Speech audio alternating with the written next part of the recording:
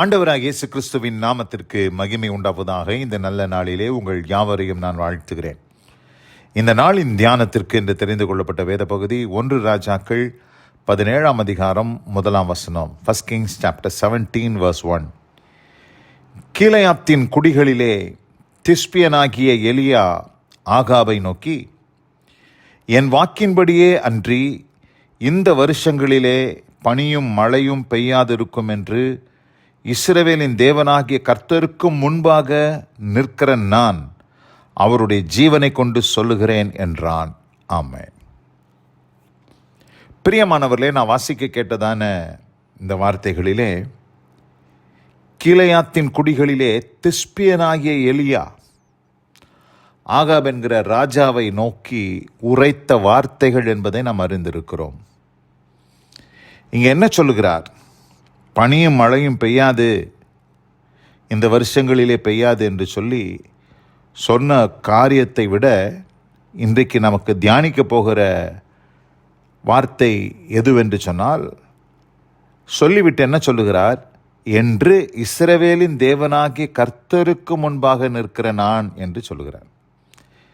இஸ்ரவேலின் தேவனுக்கு முன்பாக நிற்கிற நான். பிரியமானவர்களே, நான் வாசிக்க கேட்டதான இந்த வார்த்தையிலே எலியாவுடைய பேருக்கு முன்பாக இந்த வார்த்தைகள் போடப்பட்டிருக்கிறத பார்க்கிறோம். எலியாவாகிய நான். யார் அந்த எலியா? இஸ்ரவேலின் தேவனாகிய கர்த்தருக்கு முன்பாக நிற்கிற எலியா.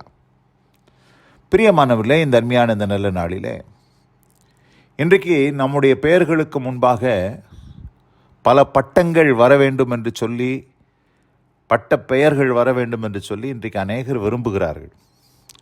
குறிப்பாக ஊழியத்தில் இருக்கிறவர்கள் கூட விரும்புகிறார்கள். ஊழியக்காரர்கள் கூட தங்கள் பெயர்களுக்கு முன்பாக சில காரியங்களை போட்டுக்கொள்ள வேண்டும் என்று விரும்புகிறார்கள். ஆனால் இங்கே எலியா தன் பெயருக்கு முன்பாக என்ன சொல்லுகிறார்? தேவனாகிய கர்த்தருக்கு முன், இஸ்ரவேலின் தேவனாகிய கர்த்தருக்கு முன்பாக நிற்கிற நான். இதுதான் அவருக்கு கொடுக்கப்பட்ட டைட்டில். எவ்வளோ ஒரு ஆச்சரியமான காரியம் பாருங்க. பிரியமானவரே, இந்த வருஷத்தின் கடைசியில் வாழ்ந்து கொண்டிருக்கிற நாம் இன்றைக்கு நாம் யாராருக்கு முன்னதாகவோ நிற்க முயற்சி செய்கிறோம், பிரயாசப்படுகிறோம். ஆனால் இன்றைக்கு நீங்களும் நானும் இஸ்ரவேலின் தேவனாகிய கர்த்தருக்கு முன்பாக நிற்கிறதற்கு தகுதியை பெற்றிருக்கிறோமா? அந்த தேவ நீதி நம்மை மூடி இருக்கிறதா? தேவனுக்கு முன்பாக நிற்பதற்கு நாம் பாத்திரவான்களாய் இருக்கிறோமா என்பதை நாம் சோதித்து பார்க்க வேண்டும். இதே எலியா என்ன சொல்லுகிறார் பாருங்க. 18ஆம் அதிகாரம் 15ஆம் வசனத்தை சொல்லுகிறார். அங்கேயும் மறுபடியும் அதே வார்த்தையை சொல்லுகிறார். அதற்கு எலியா, இன்றைக்கு என்னை அவனுக்கு காண்பிப்பேன், அதாவது ஆகாபுக்கு காண்பிப்பேன் என்று சேனைகளின் கர்த்தருக்கு முன்பாக நிற்கிற நான் அவருடைய ஜீவனை கொண்டு சொல்லுகிறேன் என்றான். மறுபடியும் அதே தான் சொல்கிறார். சேனைகளின் கர்த்தருக்கு முன்பாக நிற்கிற நான் என்று சொல்லுகிறார். அங்கே பார்த்தோம் இஸ்ரவேலின் தேவனாகிய கர்த்தருக்கு முன்பாக நிற்கிற நான் என்று சொன்னார். இங்கே பார்க்கிறோம் சேனைகளின் தேவனாகிய கர்த்தருக்கு முன்பாக நிற்கிற நான் என்று சொல்லுகிறார். பிரியமானவர்களே, தர்மையான இந்த நல்ல நாளில் கூட நீங்களும் நானும் எப்படிப்பட்ட தகுதி உடையவர்களாக இருக்க வேண்டும்? இன்றைக்கி ஒருவேளை பெரிய பெரிய ஆஃபீஸர்ஸ் முன்னதாக நம்ம போய் நிற்கலாம், பெரிய மனிதர்களுக்கு முன்பாக நிற்கலாம், அரசியல்வாதிகளுக்கு முன்பாக நிற்கலாம். அதெல்லாம் நமக்கு கிடைத்த ஒரு ஸ்லாக்கியம் என்று சொல்லி நம்ம கருதலாம்.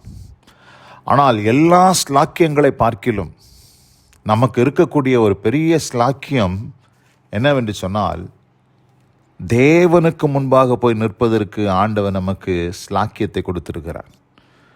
அந்த தேவனுக்கு முன்பாக, ஜீவனுள்ள தேவனுக்கு முன்பாக நிற்பதற்கு நாம் தகுதி பெற வேண்டும். அந்த தகுதி உங்களுக்கும் எனக்கும் நம்முடைய சுய பக்தினாலேயோ சுய சக்தினாலேயோ அது கிடைப்பதில்லை. அந்த தகுதி நமக்கு எப்படி கிடைக்கிறது என்று சொன்னால், எபேசியருக்கு எழுதின நிருபம் 3ஆம் அதிகாரம் அதில் நான் வாசிக்கும் போது 12ஆம் வசனத்தை வாசிக்கிறேன். அவரை பற்றும் விசுவாசத்தால் அவருக்குள் நமக்கு தைரியமும் திட நம்பிக்கையோட தேவனிடத்தில் சேரும் ஸ்லாக்கியமும் உண்டாயிருக்கிறது. தேவனிடத்தில் சேருவதற்கு என்ன ஸ்லாக்கியம்? இந்த ஸ்லாக்கியம் எப்படி நமக்கு கிடைக்குதுன்னு சொன்னால், கிறிஸ்து இயேசுவின் நாமத்தை பற்றும் விசுவாசத்தினாலே நமக்கு ஆண்டவர் பிதாவாகிய தேவனுக்கு முன்பாக நிற்பதற்கு நம்மை தகுதிப்படுத்துகிறார். தேவனிடத்தில் சேர்வதற்கு நமக்கு தைரியத்தை கொடுக்கிறார். அந்த தைரியத்தை இன்றைக்கு நீங்களும் நானும் பெற்று, இன்றைக்கு எந்த விதமான கில்ட்டி ஃபீலிங் இல்லாமல், குற்ற உணர்வோடு தேவனுக்கு முன்பாக நிற்பதற்கு, குற்ற உணர்வோடு நிற்காமல் தைரியமாய் நாம் போய் நிற்பதற்கு நமக்கு அனுபவம் உண்டா என்பதை நாம் சோதித்து பார்க்க வேண்டும். இந்த இடத்துல அவரை பற்றி விசுவாசத்தால் அவருக்குள் நமக்கு தைரியமும் திட நம்பிக்கையோடு தேவனிடத்தில் சேரும் ஸ்லாக்கியமும் உண்டாயிருக்கிறது. அப்படிப்பட்ட அனுபவத்தை தேவன் அவருடைய பிள்ளைகளுக்கு தருகிறார் என்பது உண்மை. எபிரேயருக்கு எழுதின நிருபம் 10ஆம் அதிகாரத்துக்கு நாம் திருப்பிக் கொள்வோம். அதிலே நாம் வாசிக்கும் போது, எபிரேயர் 10ஆம் அதிகாரத்தில் நாம் வாசிக்கும் போது அங்கே என்ன சொல்லுகிறார்? 20ஆம் வசனத்தை வாசிக்கலாம். அந்த மார்க்கத்தின் வழியாய் பிரவேசிப்பதற்கு அவருடைய இரத்தத்தினாலே நமக்கு தைரியம் உண்டாயிருக்கிறபடினால். எதற்கு, எங்கே போகிறதுக்கு? 19ஆம் வசனத்தை வாசித்தா அதுக்கு நமக்கு தெளிவாக தெரியும். ஆகையால் சகோதரரே, நாம் பரிசுத்த ஸ்தலத்தில் பிரவேசிப்பதற்கும் இயேசுவானவர் தமது மாம்சத்தின் திரைவழியாய் புதிதும் ஜீவனுமான மார்க்கத்தை நமக்கு உண்டு பண்ணினபடியால் அந்த மார்க்கத்தின் வழியாய் பிரவேசிப்பதற்கு அவருடைய இரத்தத்தினாலே நமக்கு தைரியம் உண்டாயிருக்கிறது என்று சொல்லுகிறார். எங்கே பிரவேசிப்பதற்கு? மகா பரிசுத்த ஸ்தலத்திற்குள் பிதாவாகிய தேவனுக்கு முன்பாக நிற்பதற்கு அது நமக்கு தகுதியை தருகிறது, தைரியத்தை தருகிறது. புதிதும் ஜீவனுமான மார்க்கம், நியூ அண்ட் லிவிங் வே, ஒரு புதிய வழியை தேவன் நமக்கு வகுத்து வைத்திருக்கிறார். அந்த வழியிலே, இயேசு கிறிஸ்து உண்டு பண்ணி வைத்த அந்த வழியிலே நீங்களும் நானும் வந்து நிற்கும் பொழுது மெய்யாகவே பிதாவாகிய தேவனுடைய ஆசீர்வாதங்களை நம்முடைய மெரிட்டினால் அல்ல, நமக்கு இருக்கக்கூடிய சில தகுதிகளினால் அல்ல, கிறிஸ்து இயேசுவின் நாமத்தை பற்றும் விசுவாசத்தினால் உண்டாகிற நீதி, அவருடைய இரத்தத்தை பற்றும் விசுவாசத்தினால் உண்டாகக்கூடிய நீதியினாலே நாம் பிதாவாகிய தேவனுக்கு முன்பாக நிற்பதற்கு நமக்கு தகுதி கிடைக்கிறது. நாம் அப்படிப்பட்டவர்களாய் எப்பொழுதுமே 24/7 பிதாவாகிய தேவனுக்கு முன்பாக நிற்கிறவர்களாய் நீங்கள் இருப்பீர்களானால், இந்த உலகத்தில் எந்த மனுஷனுக்கு முன்பாக நிற்பதற்கு நீங்கள் பயப்பட மாட்டீங்க. எலியா ஆகாவை கண்டு பயப்படவில்லை. ஆகாபு ஒரு மோசமான ராஜா. அந்த ராஜாக்கு முன்னாடி தைரியமாக போய் நின்னார். அவர் நின்னதில் ஒரு சிங்கத்தை போல போய் நின்னார். காரணம், அவர் இஸ்ரவேலின் தேவனாகிய கர்த்தருக்கு முன்பாக நிற்கிற எலியா. பிரியமானவர்களே, இன்றைக்கு நீங்களும் நானும் அப்படிப்பட்டவர்களாக இருப்போம். ஏனால் நிச்சயமாகவே எந்த மனுஷனை குறித்தும் நாம் பயப்பட வேண்டிய அவசியமில்லை, யாரை குறித்தும் நாம் அஞ்ச வேண்டிய அவசியமில்லை. கர்த்தருக்கு முன்பாக நிற்கிறவர்களாய் நீங்கள் இருக்க கர்த்தர் உங்களுக்கு உதவி செய்வாராக. இந்த வார்த்தையில் கேட்டவங்க ஒவ்வொருவரையும் கர்த்தர் தாமே ஆசீர்வதிக்கப்பாராக. God bless you all. ஆமேன், ஆமேன்.